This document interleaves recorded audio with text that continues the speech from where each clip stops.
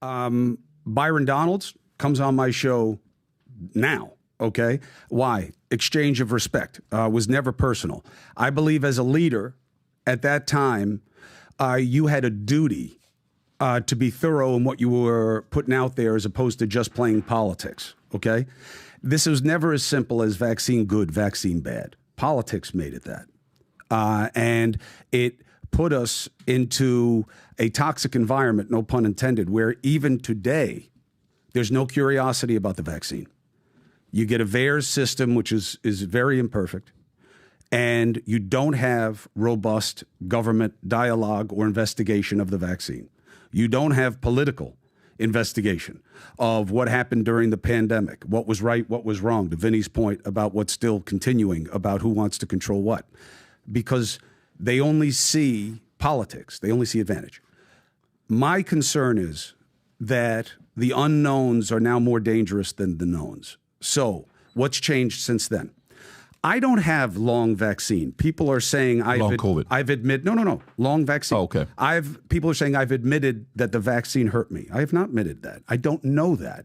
Do I now believe that we have data to support the fact that there are thousands of people who have had adverse effects that are not getting attention, let alone treatment? Yes. And I fault government for that. I do have what they call long COVID. Now, I say they call because the government, it's funny, after that clip, I got called by government people bitching at me because I said that the vaccine wasn't perfect. So that's where we were then. That's where we were then. But they say, hey, Chris, easy on the long COVID. We don't know that it's a thing. We don't know. We're still trying to figure it out. It could be other things, autoimmune. So I'm saying my doctors say I have long COVID. I have the symptoms. They showed me my blood work, scared the bejesus out of me to see this glowing micro clot stuff that they see in my blood. It really shook me up. So I'm doing all the protocols. My doctor, Terrain Health, they're an international consortium because they have to do it themselves because the government's not giving them any guidance. The vaccine is a really important conversation that's being ignored. I do not fault myself for telling people at the time what the government was giving us as best practices. People say, but your job is to question. On what basis? The basis of questioning early on was because I say so. Because you don't get to tell me what to do and not do. Fine, I say. You are right. I said it then. However, you can't expect to be everywhere and do everything that the government is controlling because you're not going to. Your kids aren't going to be able to be in school, just like is true today in terms of what your state's vaccine protocol is. That was my point. What this guy and others want me to do is to say, I was wrong, the vaccine is bad. I'm not going to say that. The data is overwhelming that when the vaccine entered our population, the people going into the hospital with very serious or eventually terminal cases was reduced. Now, at what cost and why? We don't know. Am I open to that? Yes. If I were a propagandist, I wouldn't be doing the reporting that I'm doing right now. I started a Substack that is only about this, where I am letting you see what my doctor is saying and what we're doing on my own dime, because I believe in it. I'll tell you something else that's going to get you a lot of hits. I am taking a, what do they call it? Like a regular dose, whatever. They're trying to build up of ivermectin. Ivermectin was a boogeyman early on in COVID. You couldn't talk about it. That was wrong. We were given bad information about ivermectin. The real question is why? Everyone's going to say Joe Rogan was right. No, Joe Rogan was saying, yeah, he was right. But that's not what matters. What matters is the entire clinical community knew that ivermectin couldn't hurt you. They knew it, Patrick. I know they knew it. How do I know? Because now I'm doing nothing but talking to these clinicians who at the time were overwhelmed by COVID and they weren't saying anything. Not that they were hiding anything, but it's cheap. It's not owned by anybody, and it's used as an antimicrobial, antiviral in all of these different ways and has been for a long time. For malaria for over almost 20 years. Yeah. So, and my doctor, who is now my doctor, was using it during COVID on her family and on patients, and it was working for them. So they were wrong to play scared on that. Didn't know that at the time. Know it now. Admit it now. Reporting on it now. Because I think that's the job. The idea that, well, you were a vaccine proponent. Why wouldn't I have been a vaccine proponent? Now there are questions. Oh, no, but I knew at the time. No, you didn't. What you knew was that there were people telling you to be resistant to what the government was telling you to do. That's fine. But I think for Byron Donalds and for other leaders, that's not the standard. The standard is, what is the basis of you telling people it's okay if you don't take it? And I felt that he didn't have a good basis. It was, well, I'm playing politics, and on the right, there's a growing thing. The only thing I've ever seen Trump booed for by his base is what? I think you should take the vaccine. But nobody judges Trump for it, interestingly. Let me ask you a question. Yeah. So, no, I fully agree with you there. And I think that there's a part of Trump's base that goes to RFK because of him saying that. So I think that's the part that that team needs to be careful every time they brag about vaccine, because RFK wins every time he does that. Right. And you know what RFK says when you say to him, are you anti the vaccine? He says no. No. Yeah. But nobody's chasing him. However, wait a minute. But however, he'll tell you the fact that the first case of autism was in 1943, right after we increased the amount of vaccine dosages we're taking, and how many people we have now. Used to be 1 out of 5,000. He'll give you that data. But I want to ask you a question. My challenge was the following. My challenge was, okay, vaccine's here, take it. I'm like, how much research have we done on the COVID vaccine? No, it's good. We're ready. Take it. I'm like, bro, I'm not ready to take it right now. I want to see a little bit more to see what's going to happen to people, right? Okay, so say 2026, COVID 2.0 shows up, okay, from another lab in China, whatever. They release it, okay? Because Trump's president, and they're sick of it, and they want him out ASAP, and it worked last time, let's do it again, okay? Who's and they they? Release it. Whoever they is, okay? Whoever they is, China, whoever we want to talk about, right?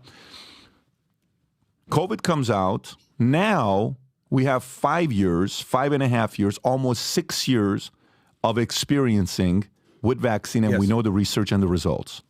You're working at wherever you're working at the time. Let's just say you're doing cable with Tunes Nation, okay? I'm at VT, baby. You're at VT, What's that's up, right? baby? But you're talking COVID vaccine 2026. Yeah. Would you be as staunch supporter of people taking a vaccine like you were in that clip with Byron? Absolutely not. Okay. Because we know more now. I agree. And most importantly, what I know now, Right. and I'm telling you, look, I'm not going to betray all my sources because that's the way my job works. But I promise you, if you believe nothing else about me, nobody has less cover of ignorance about what was happening during COVID and the pandemic than I do. I was looped in with everyone, the people who created the antibodies. I was talking on a regular basis, NIH, the head of Operation Warp Speed, the head of the vaccinology. I was talking to these people all the time, okay? Why? Because I was known for going through the illness. What has changed? They now know that they have questions to answer which they are refusing to answer. The first thing I would do, if God forbid there were another pandemic, which, by the way, they're warning us, they're telling us it's coming. This would be the first thing. I don't want to move off where this came from and who made it and how it is. I'm not moving off. I don't care how many cases are spreading. We know how to deal with that, and we know it's going to be incomplete. We know we're going to have problems. Once the virus is going to beat us. So we know that. So let's not panic about that. Where did it come from? Why did China do this? I don't believe that it came from a wet market. So now let's flip it. Now you prove to me that it was benign, that it was innocent. Let's stay on that. Let's not do what Trump did for good, bad reason, no reason, which was China good, China good. They're doing great. They're working with us. Love China. To China bad, China virus. What changed? His very keen sense of advantage. That I need a bad guy because I said this was going to go away. And now it's spreading like wildfire. Can't be on me, although I'm the president and the buck's supposed to stop here. Let me find a bad guy. China. I say, fine. You want them to be the bad guy. Stay on it. That's the first thing that I would do that I haven't done. The second thing I would do is what I'm doing right now. Every time I have somebody on who is involved with the government, and I can't get anybody at the NIH now. I can get Tony Fauci on the phone. They want to make him a boogeyman. Tony Fauci goes over every piece of research that I say that I send to him and tells me, I think you should go this way. I think you should. The stuff that came out from the New York Times. All right? Tony won't be upset at me for betraying this confidence. I say, I think there are enough people out here that they should be asking questions. He says, well, the analysis gets stuck on, well, every vaccine has side effects. So in terms of how the system works, they're not curious because, well, every vaccine has side effects. And by percentage, given how many people we gave this vaccine, we're doing pretty good. So they're not curious. I am curious. And not just because I'm sick, because I had my symptoms that they're calling long COVID now before I got vaccinated. So I don't know that it's the vaccine, but I know that there's enough to know that there should be a 9/11 commission style review of what happened during the pandemic, because we screwed up everything. Yeah. Everything was screwed up. Now, people want to seize on the vaccine, and they'll accuse me of word salad and not wanting to go back. I have no reason. I wish it were as simple as me saying, Pat, I was wrong. We have all these facts now about the vaccine that I should have been saying at the time. Do you think you were spooked by your peers at CNN and your bosses? I've never been spooked. But you know what? Okay, so let me ask this other question. Do you think if you and I all of a sudden get this desire to go want to go party with ravers for 90 days, every day, okay? I don't know why, but let's just say it happens. And every day they're doing ecstasy and coke. And we're with them 24/7 for 90 days. How long before we were tempted to do cocaine and ecstasy? I think I'm tempted before you. You probably slap me in the side of the head, which is why I don't do it. Yeah, but the point is, we're both at one point going to be like. So the point I'm trying to make to you is, do you think there was an element of groupthink? Yes. Yes. Okay, that's what people want to hear, because I think, you know, it was kind of like, what do you guys, what are we saying here with? Yeah, you know, this thing's going to, Rachel Maddow, the highlights. I don't want to play the highlight reel. You've seen it many times. That goes viral. Oh, it's going to prevent you from actually getting she had it wrong. Then boom, boom, boom. She had it wrong. People put up clips of me all the time. Dude, but Fox got sued $800 million for freaking Dominion. How much did CNN, MSNBC get sued? This is different. There's a material difference, okay?